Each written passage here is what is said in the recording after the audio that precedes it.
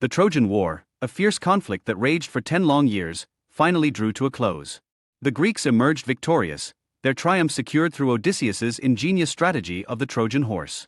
Dawn broke over the ruins of Troy, its pale light struggling to pierce the thick smoke that hung in the air. The once proud city lay in shambles, its mighty walls now nothing more than piles of rubble. The acrid smell of burning wood mixed with the coppery scent of blood, creating a nauseating cocktail that clung to everything. Odysseus stood atop a crumbling battlement, his weathered face etched with the toll of a decade's warfare. His keen eyes swept over the scene below, taking in the Greek soldiers moving like restless shadows among the debris. They scurried about, gathering spoils and preparing for the long-awaited journey home. A spark of triumph glimmered in Odysseus's eyes as they fell upon the splintered remains of the wooden horse, a testament to his cunning. The desire to return home burned fiercely in Odysseus's chest, a feeling both sweet and painful. He descended from his perch, his sandals crunching on loose stones as he made his way to the shore. The salty sea breeze tugged at his cloak, whispering promises of Ithaca, of Penelope's warm embrace, of Telemachus's face, no longer that of the babe he'd left behind. At the beach, Odysseus found his loyal crew readying their ship. Their faces were a canvas of exhaustion and excitement, hope and wariness. "Men of Ithaca," he called out, his voice carrying over the crash of waves, "our time has come. We set sail for home, for the embrace of loved ones long missed." A cheer rose from the crew, their spirits lifting at the thought of reunion. As Odysseus stepped aboard his vessel, the flagship of a fleet of 12, an uneasy feeling settled in his gut. The sea stretched out before them, vast and unpredictable, like a slumbering beast that could awaken at any moment. He couldn't shake the sense that their journey was far from over. High above on Mount Olympus, the goddess Athena watched with keen interest. Her gray eyes, as stormy as the sea itself, focused on the small fleet preparing to depart. A smile played on her lips. She had long favored Odysseus for his cunning and bravery. Yet even she, daughter of Zeus and patron of wisdom, could not fully shield him from the trials that lay ahead. The ships pushed off from the shore, their sails billowing in the wind. Odysseus took one last look at the smoldering remains of Troy, the city that had consumed a decade of his life now fading into the distance. The ache of longing mixed with the thrill of adventure in his chest as he thought of his family waiting for him. The fleet moved steadily across the wine-dark sea, the oars cutting through the waves in perfect rhythm. The men sang songs of home and victory, their voices carried away by the wind. Odysseus stood at the prow of his ship, his hand resting on the smooth wood, feeling the pulse of the vessel beneath his fingers. As the sun began to set, painting the sky in hues of orange and purple, Odysseus's sharp eyes caught sight of something on the horizon. His heart quickened. Land. But was it friend or foe that awaited them? The salty breeze carried a new scent, one that spoke of unfamiliar shores and unknown dangers. Odysseus gripped the ship's railing, his knuckles white. Their odyssey was only just beginning. The salty breeze carried the scent of land as Odysseus and his fleet approached the shores of Ismarus. It was their first landfall since leaving Troy, and the city of the Cicones, allies of Troy during the war, stood before them, ripe for the taking. Odysseus stood at the prow of his ship, his weathered hands gripping the railing as he surveyed the bustling town ahead. The sea spray dampened his face, mingling with the sweat of anticipation. His men, weary from their long journey, stirred restlessly behind him. Their supplies were running low, and the warriors' instinct for plunder burned in their hearts like a smoldering fire. "Men," Odysseus called out, his voice carrying over the lapping waves, "we strike swiftly and decisively. Replenish our stores and take what spoils you can, but be ready to leave at a moment's notice." The air crackled with tension as his words sank in. Then, with a thunderous battle cry that shook the very planks beneath their feet, they descended upon Ismarus like wolves upon a flock. The clash of bronze against bronze filled the air, punctuated by the screams of the fallen. Women wailed as they were torn from their homes, their cries mixing with the shouts of triumph from the Greek soldiers. Victory came easily, almost too easily. As the sun began to set, painting the sky in hues of orange and red, Odysseus felt a gnawing unease in his gut. The coppery smell of blood hung heavy in the air, mingling with the sweet scent of victory. But something wasn't right. "We must leave now," he ordered, his voice urgent. "Our luck may turn at any moment." But his men, drunk on victory and sweet wine, paid no heed to their leader's wisdom. They sprawled on the blood-soaked ground, gorging themselves on the fruits of their conquest. Laughter and boastful tales echoed through the night, drowning out Odysseus's pleas for haste. As dawn broke, bringing with it a mist that clung to the earth like a shroud, Odysseus's fears were realized. The surviving Cicones had rallied, calling for aid from their kinsmen in the surrounding lands. The mist parted like a curtain, revealing a host that outnumbered the Greeks 3-1. The battle that ensued was fierce and desperate. Greek and Cicones alike fought with the fury of cornered beasts. The air was thick with the metallic scent of blood and the acrid smell of fear. Odysseus, his arms aching and his shield dented, rallied his men time and again. His throat was raw from shouting orders, his muscles screaming with every swing of his sword. But it was not enough. As the tide of battle turned against them, Odysseus gave the order to retreat. They fled to their ships, the angry cries of the Cicones nipping at their heels like hungry dogs. When the final tally was taken, 6 men from each vessel had fallen, their bodies left to the mercy of their enemies. With heavy hearts and a bitter lesson learned, they set sail once more. The wind seemed to mock them, whispering of their folly as it filled their sails. Odysseus stood at the prow, his eyes fixed on the horizon, searching for their next destination. The weight of leadership pressed down on him like a physical burden, and he silently vowed to be more cautious in the future. Fate, it seemed, was not done testing them. The ships next came upon the land of the Lotus-Eaters, a people as dangerous as they were peaceful. The shore was inviting, a lush paradise that seemed to promise respite from their recent ordeal. The sweet scent of exotic flowers wafted across the water, tempting them with promises of peace and comfort. Odysseus, wary but curious, sent a small party to investigate. Hours passed with no word from his men. Concern gnawed at his insides like a hungry rat. Unable to bear the suspense any longer, he went ashore himself, only to find a scene that chilled him to the bone. His men lay about in a stupor, their eyes glazed and vacant. In their hands were the remnants of a strange fruit, its juice still staining their lips. The Lotus-Eaters moved among them, offering more of the intoxicating produce with gentle smiles. Their movements were slow and dreamy, as if they too were under the fruit's spell. "What devilry is this?" Odysseus muttered, watching as one of his men languidly refused his calls to return to the ship. The man's eyes were unfocused, a blissful smile playing on his lips as he reached for another piece of the cursed fruit. With growing horror, Odysseus realized the true nature of the threat. The lotus fruit had robbed his men of their memories, of their very desire to return home. If left unchecked, his entire crew would be lost to this peaceful oblivion. Acting swiftly, Odysseus began to drag his men back to the ships. They fought him weakly, mumbling protests and reaching for the fruit that had enslaved their minds. Their bodies were limp and uncooperative, making each step a struggle.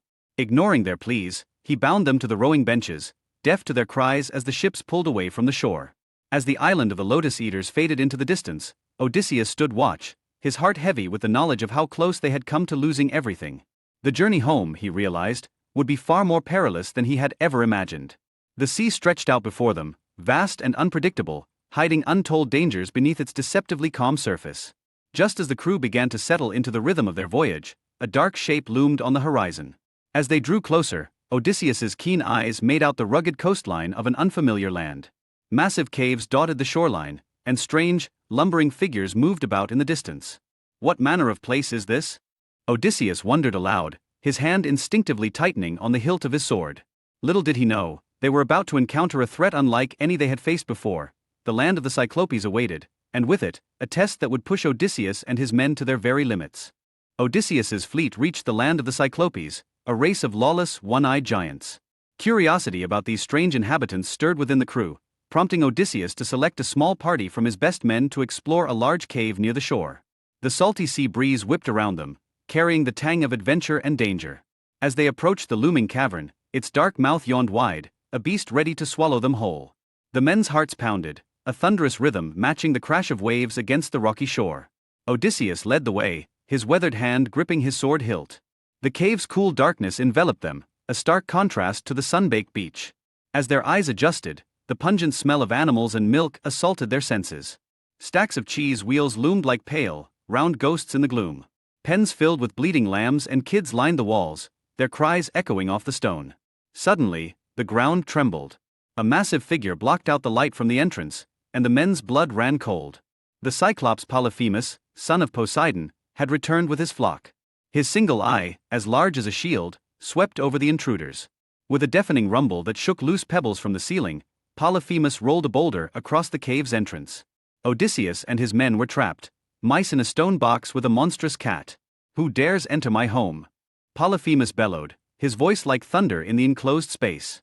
Before Odysseus could respond, the giant's massive hand shot out, snatching up 2 men. Their screams of terror were cut short by the sickening crunch of bones. Horror and rage battled within Odysseus as he watched his comrades devoured. Days passed, each marked by the gruesome death of 2 more men. Desperation clawed at Odysseus's mind, but he refused to succumb. His clever mind whirred, searching for a solution. Then, like a bolt from Zeus himself, an idea struck. Reaching into their dwindling supplies, Odysseus produced a skin of strong wine, a gift from their ship. He approached the giant, his voice steady despite his racing heart.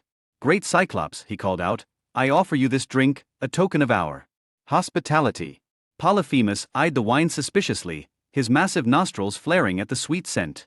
Unable to resist, he gulped it down greedily. The cave seemed to sway as the potent liquid took effect. "Your name, stranger," the Cyclops slurred, his single eye struggling to focus. "They call me nobody," Odysseus replied, a sly smile playing on his lips. As Polyphemus fell into a drunken stupor, Odysseus and his remaining men sprang into action. They sharpened a massive wooden stake, its point glowing red-hot in the embers of the fire. With a collective roar of determination, they drove the stake into the giant's eye. The cave echoed with Polyphemus's agonized howls. He thrashed about blindly, his massive hands grasping at empty air as Odysseus and his men dodged and weaved around him. The stench of burning flesh filled the air, mixing with the metallic tang of blood. When morning came, Polyphemus grudgingly opened the cave to let his sheep out to graze. Odysseus, ever resourceful, had his men cling to the undersides of the rams. Their fingers tangled in the thick, greasy wool, hearts pounding as the giant's hands passed over them, feeling the sheep's backs but failing to detect the men hidden beneath. As they sailed away, their hearts light with the taste of freedom, Odysseus felt a swell of pride rise in his chest. Unable to contain himself, he called out to the blinded Cyclops. "Hear me, Polyphemus. It was not nobody who bested you, but I, Odysseus, son of Laertes, king of Ithaca." His men looked at him in horror, but it was too late. Polyphemus, enraged and humiliated, called out to his father, the mighty sea god Poseidon. "Father," he cried, his voice carrying across the waves. "Curse this Odysseus. May his journey home be long and fraught with peril." As they sailed further from the shore, a chill ran down Odysseus's spine. He knew in that moment that his act of hubris had set in motion a series of trials that would plague him for years to come. The wrath of Poseidon would be a formidable foe, one that would test every ounce of his legendary cunning and strength. The sun dipped low on the horizon, painting the sky in hues of orange and purple. Odysseus stood at the bow of his ship, his eyes fixed on the darkening waters ahead. The taste of victory was still sweet on his tongue, but a growing unease gnawed at his gut. What challenges lay ahead?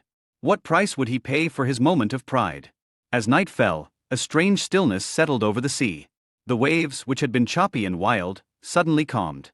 An eerie fog began to creep across the water, enveloping the ship in its ghostly embrace. In the distance, barely visible through the mist, a faint light flickered. Was it the beacon of a friendly port, or a lure to some new danger? Odysseus squinted into the gloom, his hand tightening on the ship's rail. Whatever lay ahead, he knew their journey was far from over. The waves rolled gently beneath the ship, cradling Odysseus and his crew on their long journey home. Their weary eyes were fixed on the horizon, searching for their next destination, the floating island of Aeolus, the divine keeper of the winds. As they drew near, the island shimmered like a mirage, a tapestry of emerald and gold woven into the endless blue of the sea. The air grew thick and sweet, heavy with the perfume of exotic blooms and the whispers of 1,000 breezes. Odysseus stood at the prow, his calloused hands gripping the weathered rail. Hope swelled in his chest, as tangible as the salt spray on his lips. The island of Aeolus was a wonder to behold. It danced on the waves, defying the very laws of nature. As they approached, Odysseus felt a tingling sensation, as if the air itself was alive with magic. His men murmured in awe, their fatigue momentarily forgotten in the face of such marvels. Aeolus himself was a sight to behold. Tall and regal, he seemed to shimmer at the edges, as if he were made of the very wind he commanded. His eyes held the wisdom of ages, and when he smiled, it was like the sun breaking through storm clouds. He welcomed Odysseus and his crew with open arms, ushering them into a palace that defied description. Walls of swirling clouds and floors of shimmering light surrounded them, a constant reminder of the divine nature of their host. For a month, they basked in Aeolus's hospitality. Each night, as the stars wheeled overhead in their celestial dance, Odysseus regaled their host with tales of the Trojan War. His words painted vivid pictures of clashing bronze, of heroes rising and falling, of a wooden horse and a city in flames. Aeolus listened, enraptured, his eyes shining with admiration for the clever Greek. As the days passed, Odysseus felt a growing restlessness. The comforts of Aeolus's home were undeniable, but they were not his home. Ithaca called to him, a siren song he could not ignore. His heart ached for Penelope, for Telemachus, for the rocky shores of his kingdom. On the eve of their departure, Aeolus pulled Odysseus aside. The wind god's voice was soft, like a gentle breeze through summer leaves. "Your tales have moved me, brave one," he said, his eyes twinkling with something like fondness. "I wish to aid you in your journey home." From thin air, he conjured a leather bag. It quivered and bulged, as if barely containing some great force within. Odysseus eyed it warily, feeling the power that radiated from its seams. "Within this bag," Aeolus explained, "I have sealed all the stormy winds. Only the gentle west wind remains free, to guide you safely to Ithaca's shores." Odysseus accepted the gift with trembling hands, overwhelmed by the god's generosity. The weight of it was surprising, as if he held the very essence of storms within his grasp. He bowed low, words of gratitude spilling from his lips. As they set sail the next morning, the west wind filled their sails, a constant, comforting presence. For 9 days and nights, Odysseus stood vigilant at the helm, his eyes fixed on the horizon. The bag of winds lay at his feet, a constant reminder of the god's favor. His heart yearned for home with an intensity that was almost painful. On the 10th day, as the faint outline of Ithaca appeared in the distance, exhaustion finally claimed him. Odysseus fought against it, his vision blurring as he struggled to keep his eyes open. The sight of smoke rising from distant hearths, a tantalizing glimpse of home, was the last thing he saw before sleep took him. His crew, who had been eyeing the mysterious bag with growing suspicion, saw their chance. Huddled together, they whispered of secret treasures, of gold and silver that their captain meant to keep for himself. The bag, they reasoned, must contain riches beyond imagining. With furtive glances at their sleeping leader, they crept towards the bag. Fingers trembling with anticipation, they worked at the knots. "Just a peek," one murmured, his voice barely audible above the lapping waves. What harm could it do? The moment the bag opened, chaos erupted. Howling winds burst forth, a maelstrom of fury and power. The ship spun like a leaf in a whirlpool, tossed and battered by the very forces Aeolus had sought to contain. Odysseus awoke with a start, his cry of dismay lost in the roar of the storm. For days they were at the mercy of the winds, driven far from their course. The men clung to the ship, their faces etched with terror and regret. Odysseus fought against the gale, his muscles straining as he tried to regain control of the vessel. But it was futile. The winds that had been their salvation had become their doom. When at last the tempest subsided, they found themselves back where they had started, within sight of Aeolus's floating isle. The island seemed to mock them now, a paradise just out of reach. Desperation etched deep lines in Odysseus's face as he approached the wind god once more. He fell to his knees, the hard deck bruising his flesh, and pleaded for another chance, another gift to guide them home. But Aeolus's eyes, once warm with admiration, now blazed with anger and disappointment. "Begone from my sight," the god thundered, his voice like a gale that threatened to sweep them off their feet. "Surely you must be cursed by the gods themselves, to have squandered such a gift. I'll have no more part in your journey." With heavy hearts and bowed heads, Odysseus and his crew set sail once more, banished from the island of winds. The shores of Ithaca now seemed further away than ever before, a dream slipping through their fingers like sand. As they left the floating island behind, a sense of foreboding settled over the ship. The sea, once their path home, now seemed vast and threatening.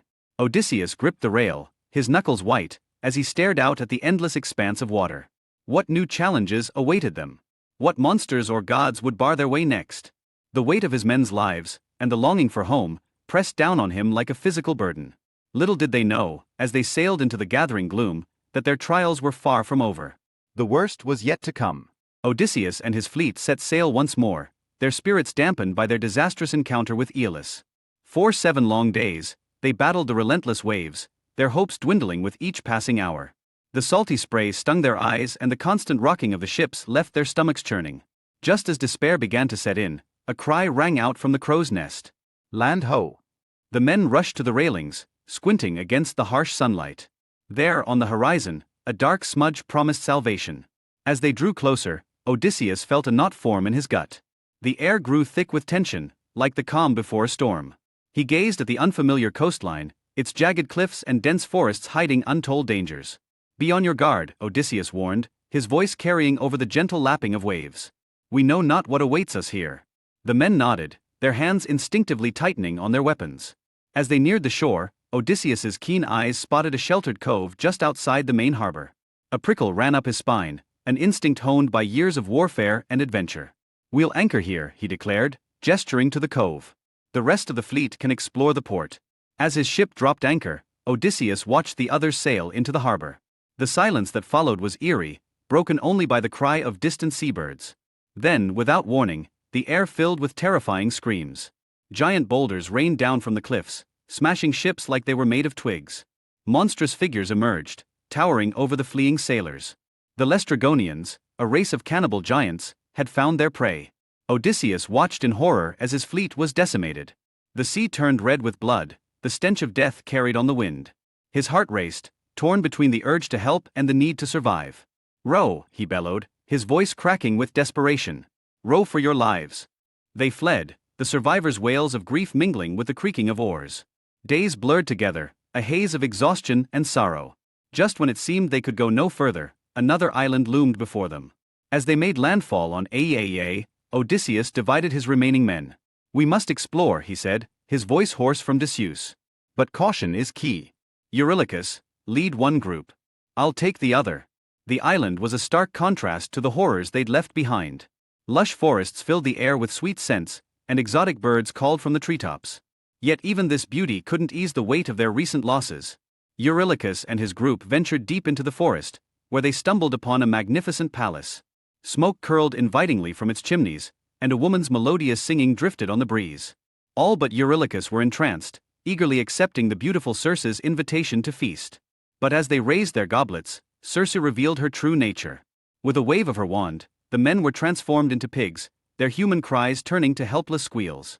Eurylochus, hidden in the shadows, fled back to Odysseus. His words tumbled out in a panicked rush, painting a picture of the horrors he had witnessed. Odysseus's jaw clenched, his hand instinctively reaching for his sword. "I'll go alone," he declared, his voice steely with determination. "This enchantress will not claim any more of my men."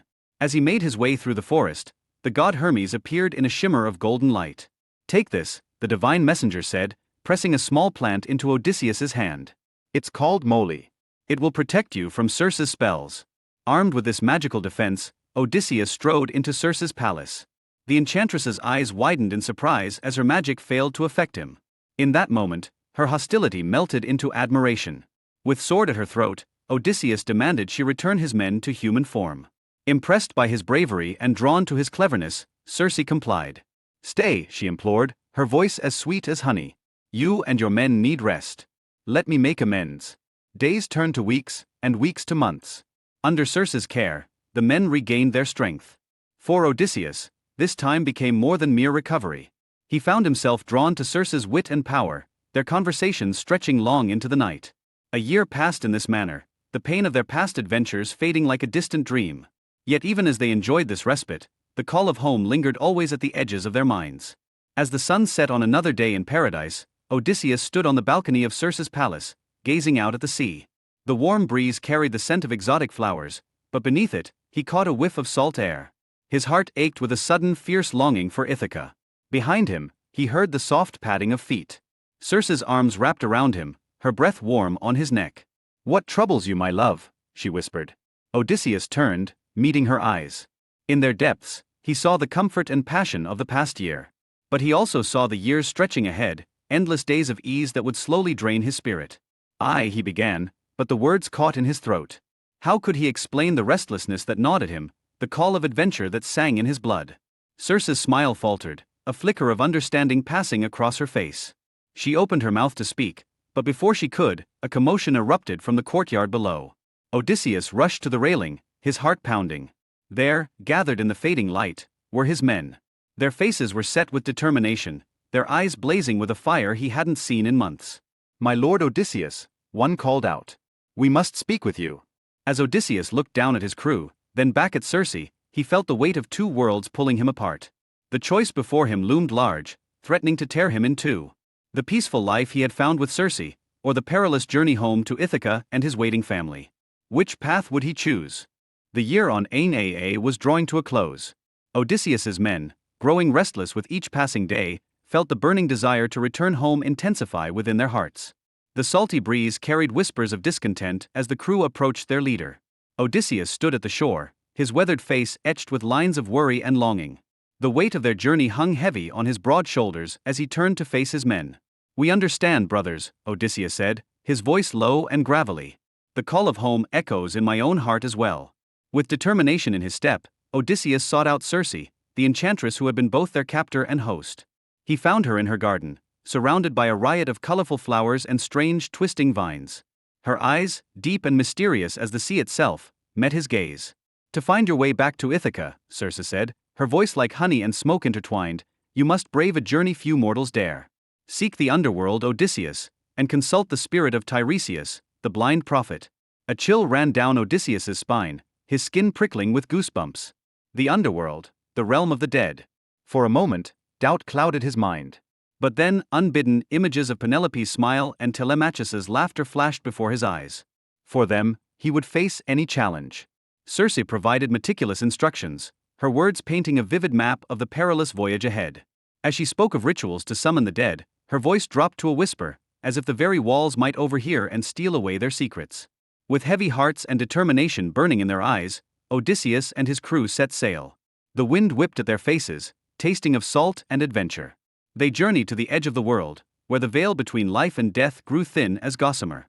At last, they found it, the entrance to the underworld. The air grew thick and oppressive, as if the weight of countless lost souls pressed down upon them. A miasma of decay and despair clung to their skin, making each breath a struggle. Following Circe's guidance, they dug a pit in the cold, unyielding earth. The scrape of their tools against stone was the only sound in the eerie stillness. "Now, men," Odysseus commanded, his voice steady despite the fear that clawed at his heart, "prepare the offerings."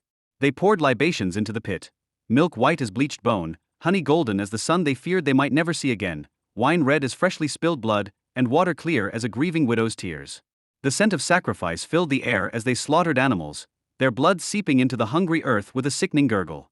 Odysseus stood guard, his sword gleaming dully in the dim light. The spirits of the dead, formless and hungry, began to gather. Their whispers filled the air, a cacophony of longing and regret that threatened to drive the living mad. But Odysseus held firm, denying them the blood they craved, waiting for the one shade he sought above all others. At last, Tiresias appeared, his unseeing eyes somehow finding Odysseus. The hero's hand trembled as he allowed the prophet to drink. As the blood touched Tiresias's lips, knowledge flooded his spectral form, causing him to shudder and glow with an otherworldly light. "Hear me, Odysseus," Tiresias intoned, his voice echoing with the weight of prophecy. "Your path home is fraught with danger. Beware the island of Thrinacia, where the sacred cattle of Helios graze. Touch them not, or doom will fall upon you and your men." Odysseus listened, his heart growing heavier with each dire warning. Even after reaching Ithaca, Tiresias foretold, challenges would await. A final journey inland would be needed to appease the wrath of Poseidon. As Tiresias faded, other shades approached.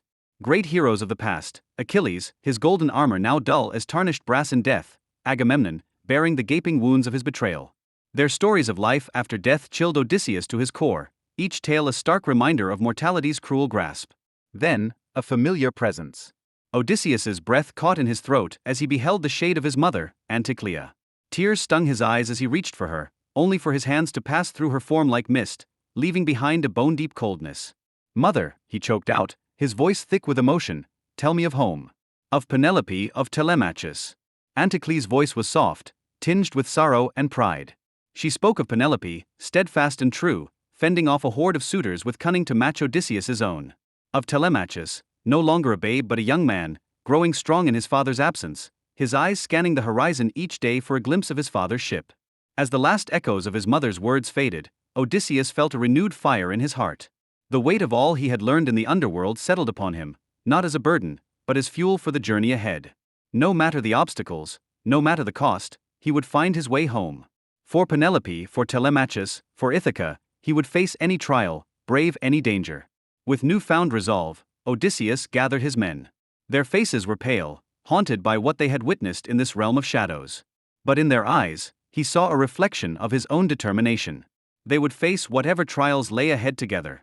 As they prepared to leave the underworld, a cold wind began to howl. The spirits grew agitated, their whispers rising to a fever pitch. Odysseus felt a tugging at his very soul, as if the realm of the dead was reluctant to release its living visitors. "Quickly, to the ship," he shouted over the rising din. As they ran, the ground beneath their feet began to tremble and crack. The boundary between worlds was collapsing around them. With a final burst of speed, they reached their vessel. As they pushed off from the shore, Odysseus looked back. The entrance to the underworld was sealing itself, the last tendrils of mist reaching out like grasping fingers. They had escaped, but at what cost? As the familiar shores of Aeaea came into view, Odysseus realized with a sinking heart that their numbers were fewer than when they had set out. In the chaos of their flight, they had lost one of their own to the hungry depths of the underworld. Odysseus and his crew returned to Aeaea, their hearts heavy with the weight of loss. The island's familiar shores offered little comfort as they prepared to honor their fallen comrade. The salty air carried the scent of grief as they gathered driftwood for Elpenor's funeral pyre. Flames licked the sky, carrying their friend's spirit to the afterlife, fulfilling a solemn promise made in the shadowy depths of the underworld. As the embers cooled, Circe emerged from her palace, her presence both comforting and unsettling. Her eyes, deep as the sea and just as mysterious, held a mixture of warmth and concern. She beckoned them to a farewell feast, the golden glow of torches casting long shadows across the sand. The meal was a bittersweet affair. Laughter mingled with tears as the crew shared memories of Elpenor, their voices growing quieter as the night wore on. Odysseus found himself drawn to Circe, her voice low and urgent as she leaned close. "Beware the Sirens," she warned, her fingers tracing patterns in the air that seemed to shimmer with magic. "Their songs are as sweet as honey and twice as deadly. Many a sailor has been lured to his doom by their enchanting melodies." A chill ran down Odysseus's spine, but curiosity sparked in his eyes. Circe's voice grew grave as she spoke of the twin terrors that lay beyond, Scylla and Charybdis. The very names seemed to darken the air, extinguishing nearby torches and plunging them into shadow. As dawn broke, painting the sky in hues of pink and gold, Circe bid them farewell. With a wave of her hand, she summoned a favorable wind that filled their sails. The ship creaked and groaned, eager to be on its way. Odysseus stood at the helm, his mind racing with thoughts of the challenges ahead, his fingers tightening on the smooth wood. The sea stretched endlessly before them, a canvas of blue broken only by the occasional white-capped wave. Salt spray stung Odysseus's eyes as they approached the island of the Sirens. His heart pounded with a mixture of fear and anticipation, Circe's warnings echoing in his mind. "Men," he called out, his voice carrying over the sound of the waves, "plug your ears with beeswax. The song of the Sirens must not reach you." His loyal crew obeyed without question, their fingers working quickly to seal their ears. But Odysseus, driven by an insatiable thirst for knowledge, made a different choice. He ordered his men to lash him tightly to the ship's mast, the rough rope biting into his skin. "No matter how much I beg or plead," he commanded, his eyes fierce with determination, "do not release me." As they sailed closer to the Sirens' island, a haunting melody began to drift across the water. It started as a whisper, barely audible above the lapping waves, but grew stronger with each passing moment. Odysseus felt the song wrap around him like a silken thread, tugging at his very soul.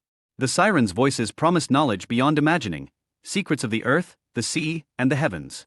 Their words painted visions of cosmic truths and earthly pleasures, each note a temptation that threatened to unravel his resolve. Odysseus strained against his bonds, every fiber of his being crying out to be closer to the source of that otherworldly music. His lips moved in silent pleas, begging his men to set him free. But his loyal crew, their ears stoppered and their eyes fixed ahead, rowed on with renewed vigor. They ignored their captain's desperate gestures, just as he had instructed. The muscles in their arms bulged with effort as they fought against the pull of the current and the temptation that they could not hear. Time seemed to stretch like honey, each moment an eternity of longing and resistance. Odysseus's world narrowed to the song and his futile struggle against the ropes that held him. His mind was filled with visions of unimaginable wisdom, just beyond his reach. The ropes cut into his flesh, but the pain was nothing compared to the agony of resisting the Sirens' call. Finally, mercifully, the island of the Sirens faded into the distance. The enchanting melody grew fainter until it was nothing more than a memory, leaving behind an ache of loss and a spark of newfound wisdom. With trembling hands, Odysseus's men removed their wax plugs and untied him from the mast. He slumped to the deck, his body weak but his spirit stronger than ever. As they sailed on towards new horizons, Odysseus stood once more at the helm. His eyes, bright with hard-won wisdom, scanned the endless blue before him. He had overcome the Siren's song, relying on his wit and the unwavering loyalty of his crew. With each challenge faced and conquered, he drew closer to home, carrying with him the weight of his experiences and the hope of reunion. But as the Sirens' haunting melody faded into the distance, a new dread settled over Odysseus. The sea ahead grew choppy, and a distant roar reached their ears. On the horizon, two monstrous shapes began to take form, and Odysseus felt his blood run cold. Circe's warnings echoed in his mind as he realized the true horror of what lay ahead. Scylla and Charybdis awaited, and this time, there would be no ropes to hold him back. The Sirens' haunting melody faded into the distance as Odysseus and his crew sailed onward. Now, a new and terrifying challenge loomed before them. The air grew thick with tension, the salty breeze carrying whispers of danger. Ahead lay the treacherous passage between Scylla, a monstrous six-headed beast, and Charybdis, a deadly whirlpool that could swallow their ship whole. Odysseus's heart pounded in his chest, each beat a reminder of Circe's warning. The goddess's words echoed in his mind, urging him to choose the lesser evil. With trembling hands, he gripped the ship's wheel, steering closer to Scylla's lair. The weight of his decision pressed down on him like a physical burden. "Steady, men," he called, his voice barely masking his own fear. "We face a great trial, but we shall overcome." As they entered the narrow strait, the world seemed to close in around them. Towering cliffs rose on either side, their jagged faces casting long shadows over the churning waters. The crew's knuckles turned white as they gripped their oars, eyes darting nervously between the rocky walls. Suddenly, a blood-curdling screech pierced the air. 6 serpentine necks shot out from the cliffside, each ending in a grotesque head with razor-sharp teeth. Time seemed to slow as Odysseus watched in horror, helpless to save his men. In a heartbeat, 6 of his finest warriors were plucked from the deck. Their screams of terror mixed with the monster's triumphant roars, a cacophony of death that would haunt Odysseus for years to come. The sickening crunch of bones and the smell of fresh blood filled the air. "By the gods," Odysseus whispered, his voice choked with grief, "never have I witnessed such a piteous scene in all my travels." The surviving crew members rowed furiously, their faces etched with determination and fear. Sweat poured down their backs, muscles straining against the weight of their task. But their ordeal was far from over. The ship lurched violently as they approached Charybdis. The monstrous whirlpool loomed before them, a gaping maw in the sea threatening to drag them into its depths. The roar of the churning waters drowned out all other sounds, a deafening reminder of their peril. Odysseus barked orders, his voice hoarse from shouting. "Pull harder. We must escape its grasp." By some miracle, they managed to skirt the edge of the whirlpool. The ship groaned and creaked, wood straining against the pull of the vortex. But they held fast, inching their way to safety. Exhausted and shaken, the crew finally spotted land on the horizon, the island of Thrinacia. As they drew closer, Odysseus's relief turned to dread. The warnings of Tiresias and Circe rang in his ears, reminding him of the danger that lay ahead. "We must not stop here," Odysseus declared, his voice firm despite his weariness. "The sacred cattle of Helios graze on this island. To disturb them would bring the wrath of the gods upon us." But his words fell on deaf ears. The crew, pushed to their limits by the harrowing journey, mutinied. Their faces were etched with exhaustion and hunger, eyes wild with desperation. "We cannot go on, Odysseus," cried Eurylochus, his voice cracking with emotion. "We need rest and food. Surely the gods will understand our plight." Reluctantly, Odysseus agreed to make landfall. But before they set foot on the island, he gathered his men close, his eyes blazing with intensity. "Swear to me," he implored, "that you will not harm a single one of Helios's cattle, no matter how desperate our situation becomes. Our very lives depend on this oath." The men swore their allegiance, hands raised to the heavens. But fate had other plans. Days turned to weeks as contrary winds kept them stranded on the island. Their supplies dwindled, and hunger gnawed at their bellies like a ravenous beast. Odysseus, weary from constant vigilance, finally succumbed to sleep. In his absence, desperation took hold. Led by Eurylochus, the starving crew broke their sacred oath. The air filled with the lowing of cattle and the sickening thud of clubs against flesh. When Odysseus awoke to the smell of roasting meat, his blood ran cold. "What have you done?" he cried, his voice a mixture of anger and despair. "You've doomed us all." As they set sail, the sky darkened ominously. Black clouds rolled in, blotting out the sun. The wind howled, whipping the waves into a frenzy. Zeus, answering Helios's call for vengeance, hurled a massive thunderbolt at their ship. The world exploded in a blinding flash of light. The vessel splintered like kindling, plunging the crew into the merciless sea. Odysseus watched in anguish as his companions, one by one, disappeared beneath the waves. Their cries for help were swallowed by the roaring storm. He clung desperately to the floating mast and keel, the sole survivor of this catastrophe. As he drifted alone on the vast, uncaring sea, Odysseus felt the full weight of his losses. His ship destroyed, his entire crew lost, he faced the wrath of the gods and the perils of the sea with nothing but his wits and the faint hope of one day returning home. The waves tossed him mercilessly, each crest threatening to pull him under. As darkness fell and the storm raged on, Odysseus's strength began to fail. His grip on the makeshift raft loosened, his vision blurring from exhaustion and the sting of salt water. Just as he felt himself slipping away, a faint glimmer of light caught his eye on the distant horizon. Was it land, or merely a cruel trick of the fading light? With his last ounce of strength, Odysseus turned towards the mysterious glow, praying to any god who would listen for one final chance at survival. For 9 long days, Odysseus drifted aimlessly in the vast, unforgiving sea. On the 10th day, battered and exhausted, he finally washed ashore on Ogygia, the secluded island home of the nymph Calypso. The sand beneath his fingers was soft as silk, a stark contrast to the rough waves that had tossed him about for days. Odysseus dragged himself onto the beach, his lungs burning with each ragged breath. The air was thick with the scent of exotic flowers and salty sea spray, a heady mixture that made his head spin. As he lay there, the warm sun beating down on his salt-crusted skin, Odysseus heard the soft padding of feet approaching. He looked up, squinting against the bright light, to see a figure of breathtaking beauty standing over him. Calypso, daughter of the Titan Atlas, gazed down at him with eyes as deep and mysterious as the sea itself. "Welcome, brave warrior," she said, her voice as smooth as honey. "You're safe now." Little did Odysseus know that this paradise would become his prison for the next 7 years. Calypso, captivated by the shipwrecked hero, kept him as her unwilling guest. Each day blended into the next, a blur of lush greenery and crystal-clear waters that only served to heighten Odysseus's longing for home. Calypso's love for him bordered on obsession. She would watch him for hours as he sat on the rocky shore, his eyes fixed on the horizon. The nymph's heart ached to see the tears that the salty breeze carried out to sea, a testament to Odysseus's unwavering desire to return to Ithaca. "Stay with me," Calypso would plead, her words dripping with temptation. "I can give you immortality, eternal youth. We could be happy together forever." But Odysseus's heart remained unmoved. In his mind's eye, he saw Penelope's face, heard the laughter of his son Telemachus. The soft beds and sumptuous feasts of Ogygia were hollow comforts compared to the simple joys of home. Unbeknownst to Odysseus, his fate was about to change. On Mount Olympus, Athena, his eternal champion, pleaded his case before Zeus. Her impassioned words echoed through the halls of the gods, stirring even the heart of the mighty king of Olympus. With a nod that sent tremors through the heavens, Zeus dispatched Hermes to Ogygia. The messenger god arrived like a bolt of lightning, his winged sandals barely touching the ground as he alighted before Calypso's cave. Inside, he found the nymph at her loom, her fingers dancing across the threads like fish darting through a coral reef. The rhythmic clack of the loom fell silent as Hermes delivered his message. "Release Odysseus," he commanded, his voice ringing with divine authority. "It is the will of Zeus." Calypso's face crumpled, her immortal beauty marred by sorrow. She knew she could not defy the king of gods, but her heart rebelled against the command. With great reluctance, she agreed to let Odysseus go.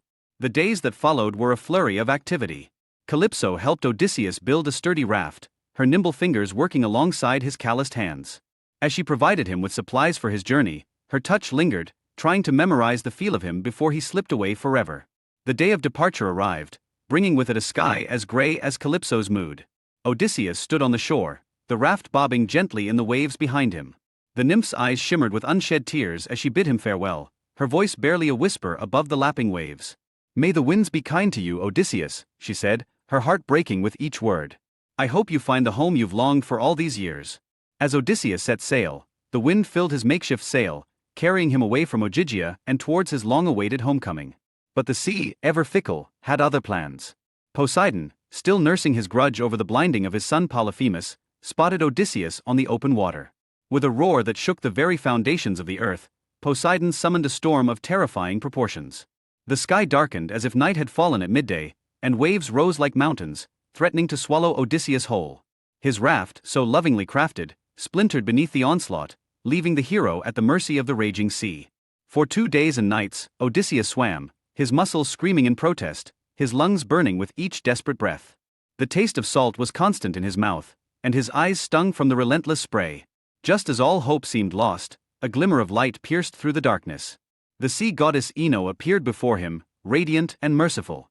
She offered her veil as a lifeline, its fabric shimmering with divine power. With this aid, Odysseus managed to stay afloat, his indomitable spirit refusing to yield to the sea's fury. At last, the storm subsided, and Odysseus caught sight of land, the shores of Scheria, home of the Phaeacians. With his last ounce of strength, he dragged himself onto the beach, his body battered and his clothing in tatters. The rough sand scraped against his skin, but it was the sweetest sensation he had felt in days. Utterly spent, he crawled beneath a thick bush, seeking shelter. As exhaustion overtook him, Odysseus's last thoughts were of home, of Penelope's warm embrace, and the hope that perhaps at last, his journey was nearing its end. As dawn broke, painting the sky in hues of pink and gold, fate once again intervened in Odysseus's journey. The sound of laughter, light and melodious, drifted on the morning breeze. Princess Nausicaa, daughter of King Alcinous and Queen Aeaea, had come to the shore with her handmaidens to wash clothes. Her eyes widened as she spotted Odysseus, a stranger in a pitiful state. Compassion welled up in her heart, overcoming any initial fear. Approaching cautiously, Nausicaa provided the shipwrecked hero with clothing and directions to her parents' palace. "Seek out my mother first," she advised, her kind eyes sparkling. "If you win her favor, you'll surely gain the help you need." As Nausicaa and her handmaidens departed, Odysseus steeled himself for what lay ahead. He had no way of knowing that beyond the palace gates, a new chapter of his long journey home was about to unfold. With a deep breath, he stepped forward, the scent of roasted meats and sweet incense growing stronger with each step. The grand hall loomed before him, promising either salvation or further trials. What awaited him inside? Only the fates knew for certain. The air hung thick with the scent of roasted meats and sweet incense as Odysseus entered the grand hall. His weathered face, etched with the trials of his journey, caught the attention of every eye in the room. The stranger's noble bearing, despite his ragged appearance, drew the gaze of King Alcinous, who sat upon his ornate throne. "Stranger," the king's voice rang out, warm and welcoming, "you are welcome in our halls. What brings you to our shores?" Odysseus bowed low, his muscles aching from years of hardship. When he spoke, his voice carried the weight of countless adventures. "I seek only to return home, your majesty. I have wandered far and long." Moved by the stranger's plight, King Alcinous declared, "We shall help you on your way, friend. But first, let us feast and celebrate your arrival." The palace burst into action. Servants scurried about, their feet pattering against the polished floors as they prepared a grand banquet. The air filled with the clinking of goblets and the laughter of the court, a symphony of merriment that seemed to mock Odysseus's weariness. As night fell, the blind bard Demodocus took center stage. His gnarled fingers danced across the strings of his lyre, coaxing forth melodies that stirred the soul. The bard's voice rose and fell, weaving tales of the Trojan War. Each word pierced Odysseus's heart like an arrow, memories of battles long past flooding his mind.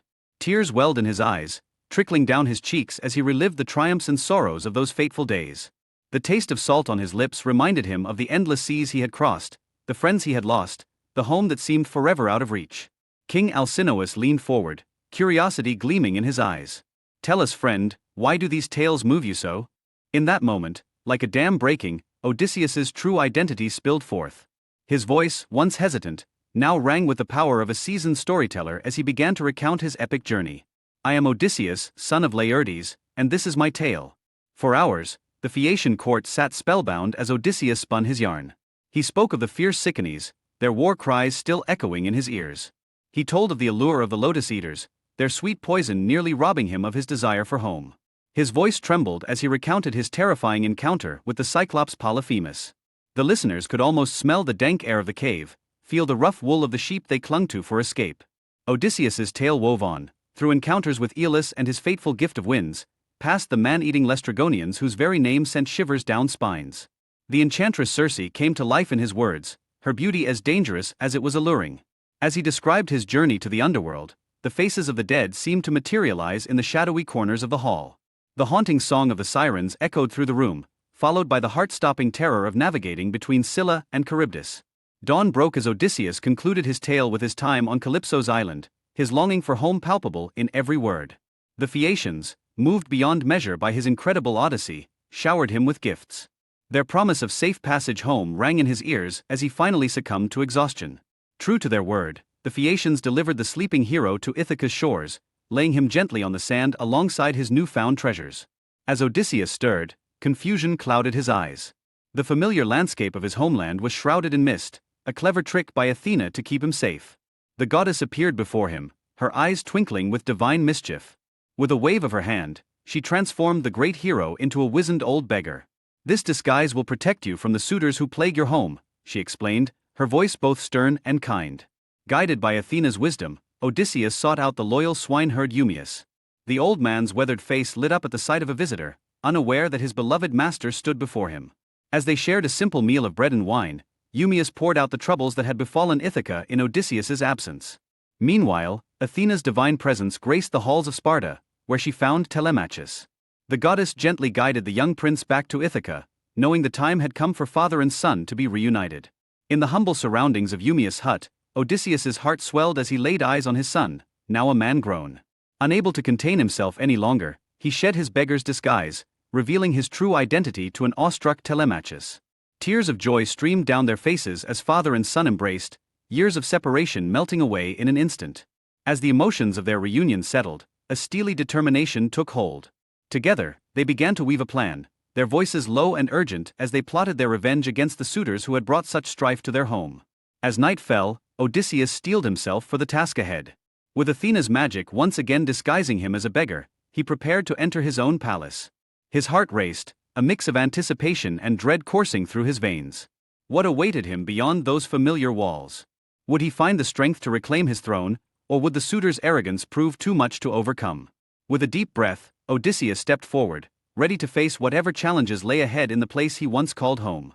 Odysseus, the once mighty king, enters his own palace in disguise.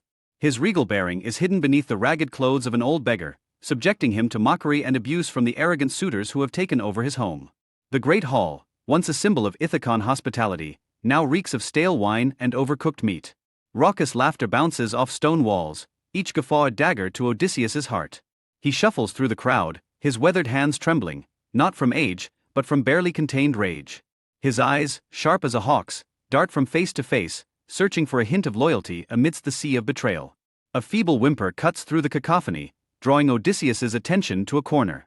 There, lying on a heap of dung, is Argos, once a proud hunting hound, now a bag of bones held together by matted fur. As Odysseus approaches, the dog's tail wags weakly, a final flame of joy in his dying embers. Their eyes meet, and 2 decades of separation melt away in an instant. Argos, with a soft exhale of recognition, slips peacefully into death's embrace. Odysseus's heart constricts, a vice of grief threatening to shatter his disguise. He blinks back tears, forcing himself to move on. Like a wolf among sheep, he prowls the hall, identifying those who've remained true. The cowherd Phaeacia speaks of his absent king with reverence, while old Euryclea bustles about, her eyes brimming with a sadness born of long-held hope. As night descends, casting long shadows across the hall, Penelope emerges from her chambers. Her beauty, though touched by sorrow's cruel hand, still outshines the flickering torches. She doesn't recognize the beggar, but something in his storm-gray eyes stirs a memory deep within her. They speak, and the beggar's tales of far-off lands and heroic deeds weave a tapestry of adventure that sounds hauntingly familiar. The pressure on Penelope to choose a new husband has become unbearable, a noose slowly tightening around her neck. Inspiration strikes like lightning, and her voice rings out, clear and strong, "Whoever can string Odysseus's old bow and shoot an arrow through 12 axe handles will win my hand in marriage." The suitors, drunk on wine and hubris, eagerly accept. One by one, they attempt to string the mighty bow. Faces turn red, veins bulge, but the weapon remains stubbornly unyielding. It's as if the bow itself mourns its master's absence.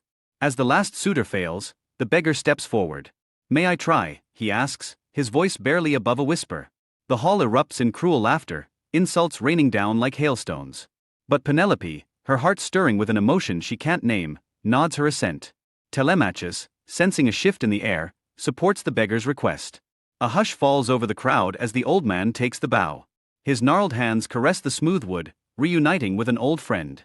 For a heartbeat, man and weapon become one. With fluid grace that belies his apparent age, Odysseus strings the bow.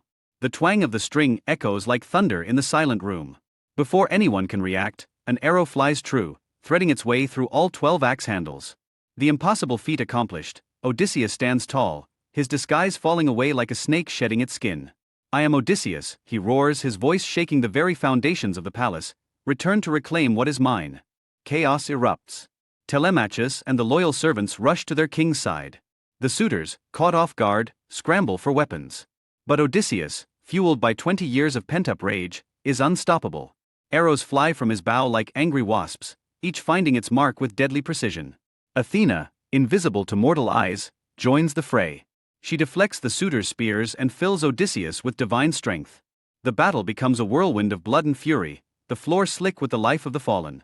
In the midst of the carnage, Odysseus spares the bard Phemius and the herald Medon, recognizing their innocence.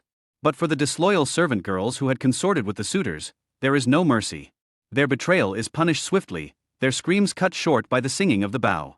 As the last suitor falls, an eerie silence descends upon the great hall.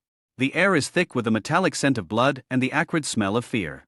Odysseus stands in the center of the room, his chest heaving, his eyes wild with the fire of battle.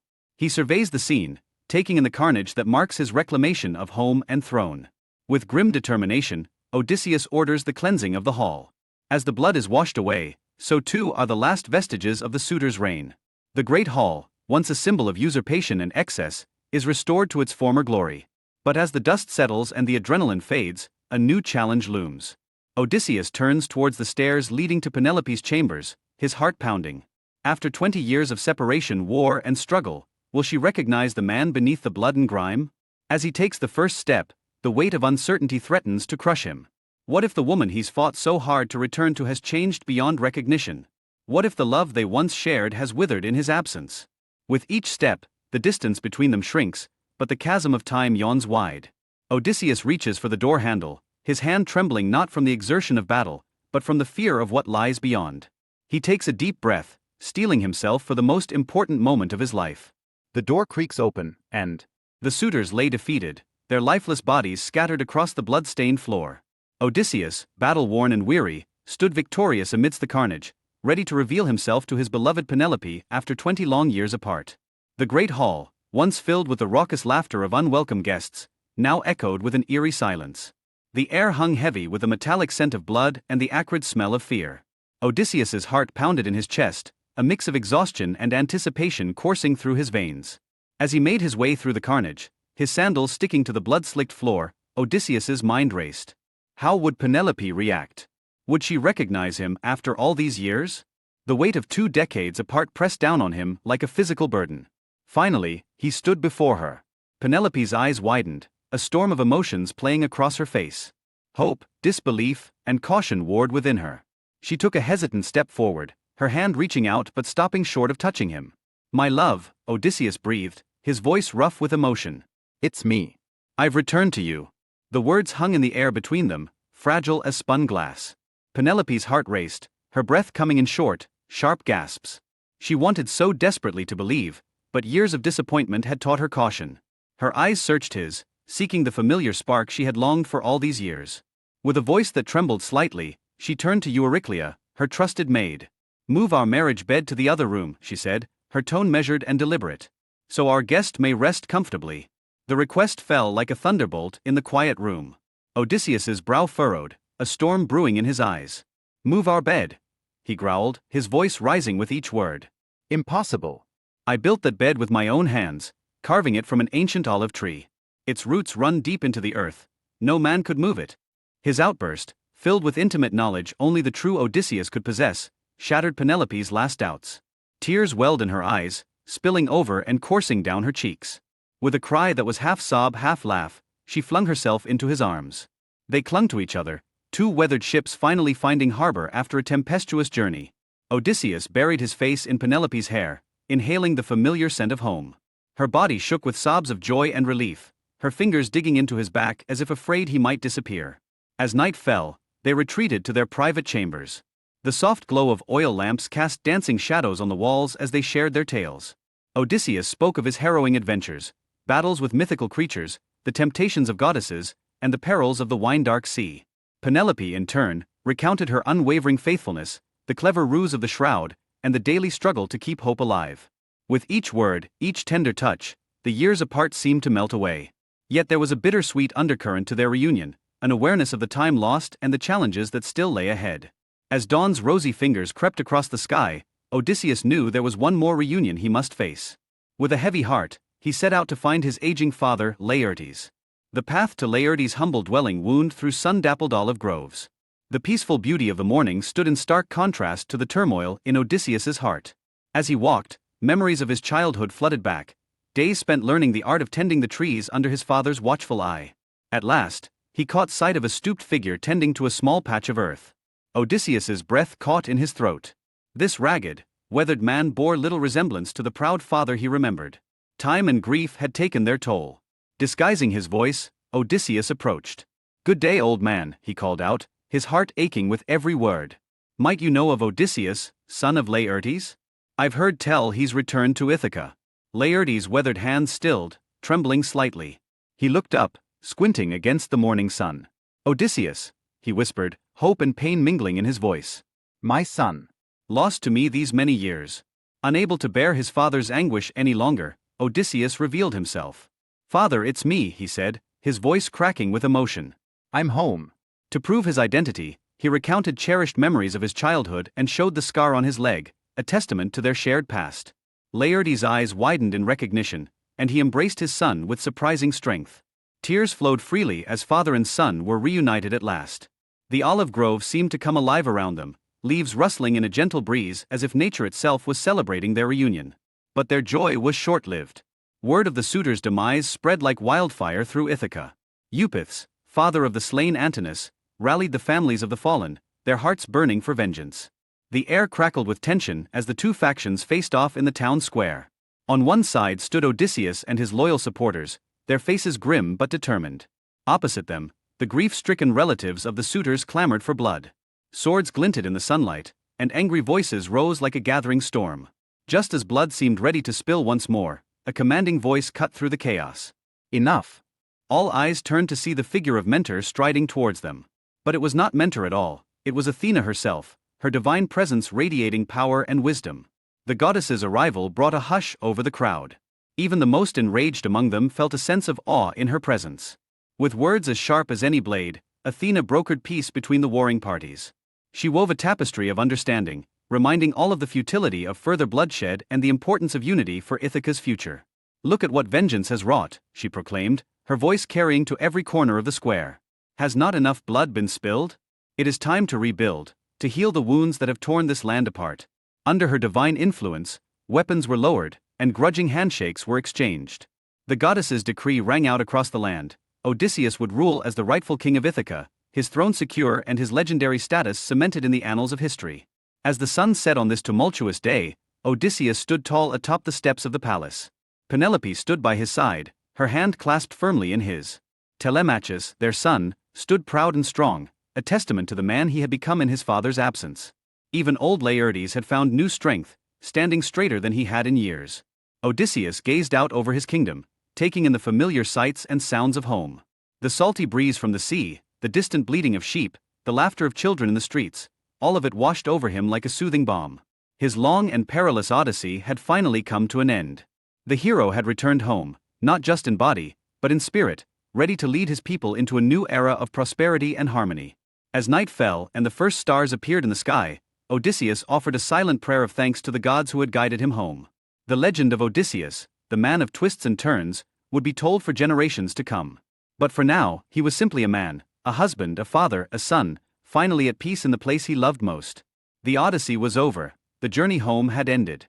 And yet, in many ways, the greatest adventure of all was just beginning.